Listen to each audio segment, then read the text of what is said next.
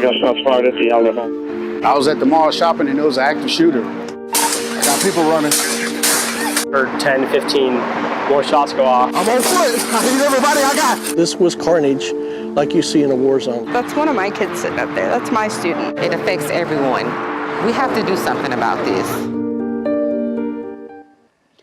1 year ago today, these 8 lives were taken far too soon during a normal Saturday of shopping when a gunman opened fire at the Allen Premium Outlets.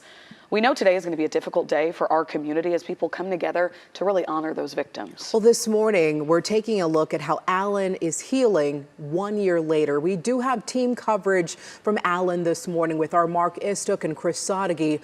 Mark, the city has a full day of tributes planned.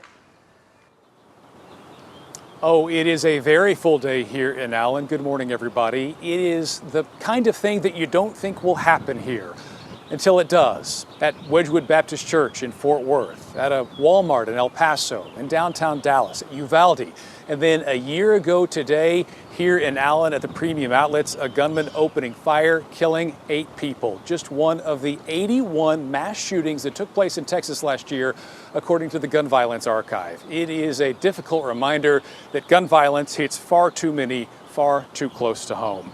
This is a community that is still healing, and today there are special opportunities to do so and to honor and remember those 8 people who lost their lives. In fact, we are less than an hour away from Allen Premium Outlets revealing a memorial for the victims and survivors. That's scheduled for 7 o'clock this morning.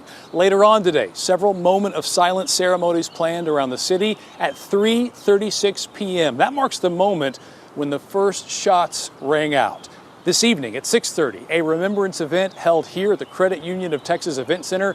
Doors for that are scheduled to open at 6 o'clock. Now, that program will include performances from the Allen High School Choir and the Allen Philharmonic Orchestra, along with the time of interfaith reflection. Also this morning, students and staff planning to wear yellow at Cox Elementary here in Allen in memory of the victims Daniela and Sophia Mendoza, the 2nd and 4th grade sisters who attended that school.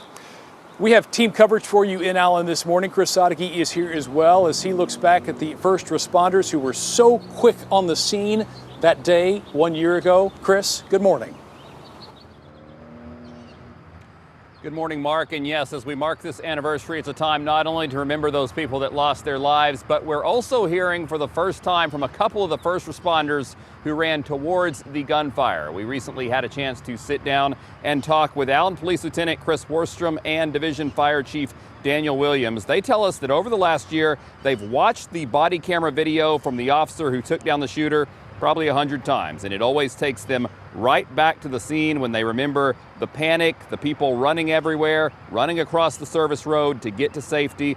Williams remembers the words he said in a quick phone call he made to his wife as he responded to the call for a shooting. It was a response that will stick with him and others who answered that call. He said there's a shooting at the outlet mall. There's a lot of victims.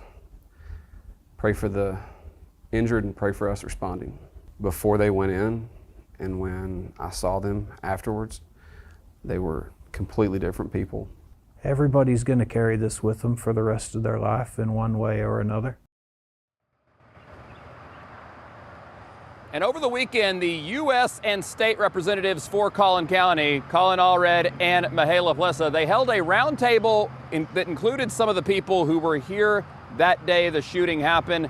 Afterwards, they said that when shootings like this occur, there needs to be a support system in place for those survivors and those first responders who will be affected. Mark, back to you. All right, Chris, thank you for that. We have talked quite a bit about the memorials planned for today here in Allen. I want to tell you a little bit more about our coverage this morning and what we have in store for you as well. At 6:25, Sean Giggy will join us to show you the special tribute to one victim, leaving a lasting legacy. At 6:45, we will have a talk about healing and trauma and how one center is trying to help the community move past what happened a year ago here today. We also hope that you will join us tonight on WFAA Plus for our special as we look back, Allen Tragedy 1 year later. That will be streaming at 6:30. And again, you can find WFAA Plus on your Roku, Fire, or Apple TV device.